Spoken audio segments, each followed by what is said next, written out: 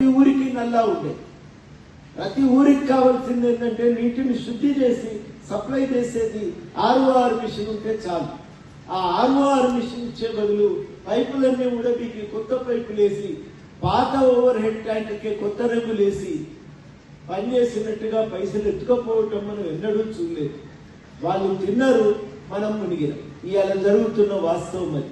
మన పేరు విజయం కావాలంటే అయిపోయింది, ఆడ బడ్జెట్ లేదు, ఏమి లేదు, ఏం చేయమంటారంటే అప్పుల పాలైపోయింది రాష్ట్రం.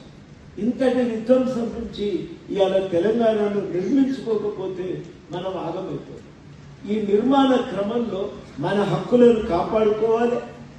తెలంగాణ నిర్మాణం కోసం గతంలో జరిగిన అన్యాయం జరగకుండా మనం జాగ్రత్త పడవలసిన అవసరము ఉంది. ఈ రెండింటినీ ఏకకాలంలో చెయ్యాలి. మామూలు విషయం కాదు. జగదీష్ భాయ్ లాంటి వల్ల కష్టమైన పని ఇవన్నీ కూడా. కానీ కష్టమైన మనం ఓపికగా ఇవాళ చేయక తప్పని పరిస్థితి అయితే ఈ రాష్ట్రంలో ఏర్పడింది. పిల్లలకు ఉద్యోగాలు ఎట్లా వస్తాయి, భవిష్యత్ ఏంటి, ఈ తాగుడు నుంచి ఎట్లా బయటపడుతుంది, ఊరూరికి పాకిపోతున్న గంజాయి వల్ల జరగబోతున్నటువంటి విధ్వంసాన్ని ఊహించుకుంటే కూడా భయానకంగా ఉంది. మీరందరూ ఉడతా పంజాబ్ సినిమా చూసి ఇవాళ తెలంగాణ అంతకంటే ఘోరమైన పరిస్థితి. ఆ వ్యాపారాలతో ఎదిగిపోతున్నటువంటి నాయకులను చూస్తున్నాం. కానీ తెలంగాణ విధ్వంసం అయిపోతుంది అనేటువంటి ఒక భయం మాత్రం ఇవాళ మనము మనలందరినీ చుట్టుముడుతున్నటువంటి సందర్భం. అందుకని నేను మీ అందరికీ చెప్పేది ఏంటంటే ఒక మంచి పాత్ర పోషించే అవకాశం TNGOలకు దొరికింది ఇవాళ. ఎందుకంటే TNGOలతో తప్ప వేరే వాళ్ళతో కాని పని. వాళ్ళ శక్తి వేరు, వాళ్ళ పాత్ర వేరు.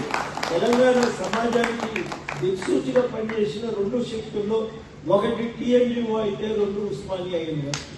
ఈ రెండు లేని తెలంగాణను మనం ఊహించుకోదాలి. తెలంగాణకు దిక్సూచి, ఆ దిక్సూచిలాగా పనిచేసినటువంటి TNGO ఇవాళ మళ్ళీ తెలంగాణకు ఒక దిక్సూచిలాగా పనిచేయవలసిన అవసరం ఉంది. ఇట్లాంటి డైరీలో తెలంగాణ వాస్తవాలన్నీ బయటికి తేవాలి. గతంలో తెలంగాణలో జరిగిన అన్యాయాలను, ఇప్పుడు తెలంగాణకు పాలకుల వల్ల జరిగిన అన్యాయాలను బయటికి తేవలసిన పరిస్థితి అయితే ఏర్పడింది. ఈ పరిస్థితి నుంచి మనల్ని మనం కాపాడుకోవాల్సిన సందర్భంలో ఉన్నాం. ముఖ్యమంత్రులు ఇప్పుడు VRAలకందరికీ కూడా ఇదివరకు అయితే వంశపారంపర్యంగా వచ్చేది. మరి మొన్న మాకు సడన్ గా నీకు రెగ్యులర్ కోచ్ చేస్తున్నామంటే మేము సంతోషంగా ఒప్పుకున్నాం సార్. కానీ వాస్తవానికి జరిగింది ఏంటంటే మేము రేపు రిటైర్ అవుతున్నాం. ఇదివరకు మా పిల్లలకు ఉద్యోగం వచ్చింది, ఇప్పుడు వస్తుందా రాదా ప్రశ్నలు, ఇట్లాంటివి బోలెడని ప్రశ్నలకు మాత్రం సమాధానం ప్రభుత్వం చెప్పకుండా వదిలేసి ఈ సమస్యలే ఇవాళ మనల్ని ముసురుకుంటున్నాయి. ఆంధ్ర ప్రాంతంలో విభజన చేసినప్పుడు పట్టించుకోలేదు రాష్ట్ర ప్రభుత్వం. మన వాళ్ళు కొంతమంది ఆంధ్రలో ఉన్నారు, వస్తామని దరఖాస్తులు చేసుకున్నారు. అందులో పొరపాటున ఎవరైనా వచ్చి ఉంటే వాళ్ళని సరి చేసుకుంటే అయిపోయేదానికి 10 ఏళ్ల నుంచి వాళ్ళ ఫైళ్లు ముట్టలేదు. వాళ్ళు ఇప్పటికీ ఎదురు చూస్తూనే ఉన్నారు. అక్కడి నుంచి ఇక్కడికి మనకి ఎప్పుడు ముఖ్యమంత్రి సైన్ చేస్తే ఆ రోజు వాళ్ళు ఇక్కడికి వస్తారు. ఎంత కష్టమవుతుందో. ఎందుకంటే ముఖ్యంగా క్లాస్ 4 అయితే మొన్న కొంతమంది వచ్చేసింది, కానీ ఇంకా మిగతా కేటగిరీ ఉద్యోగస్తులు మాత్రం వాళ్ళు ట్రాన్స్ఫర్ కాలేదు. పేరు విజన్కు సంబంధించిన మన మొత్తం ఏరియర్స్ రాలేదు, కొత్తగా రావాల్సిన DAలు రాలేదు, జీవోలు పెండింగ్ జీవోలు ఉన్నాయి. మనం పైసల కోసం పెట్టిన బిల్లులు పెండింగే ఉన్నాయి.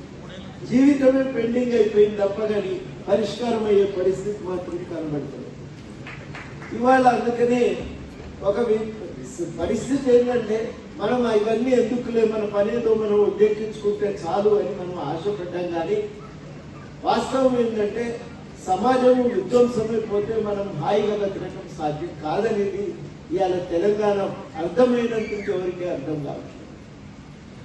ఇవాళ మన సమస్య ఏంటంటే బడ్జెట్ను ఖాళీ చేసి అదేదో ప్రాజెక్టు కట్టిండ్రు, అందుకెళ్ళి నీళ్ళు వచ్చినా బాగుంది. అందుకెళ్ళి నీళ్ళు వచ్చే పరిస్థితి అయితే లేదు, అది మురుగుతూనే ఉంది.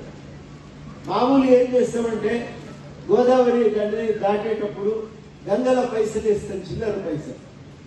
ఎందుకు వేస్తామంటే గంగ మీద భక్తితో. మనం గంగే అంటాం దాన్ని, గోదావరి కానీ గంగా అనే అంటాం.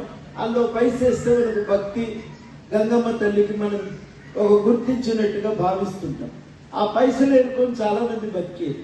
కానీ కోట్ల రూపాయలు గంగలో పోయొచ్చు, దాన్ని ఎత్తుకొని దోచుకొని ఇంట్లో పెట్టుకోవచ్చు, తాము కోటీశ్వరులుగా ఎదిగిపోవచ్చు అనేది ఎన్నడూ కూడా ఊహించలేదు. ఇవాళ జరిగిపోయింది.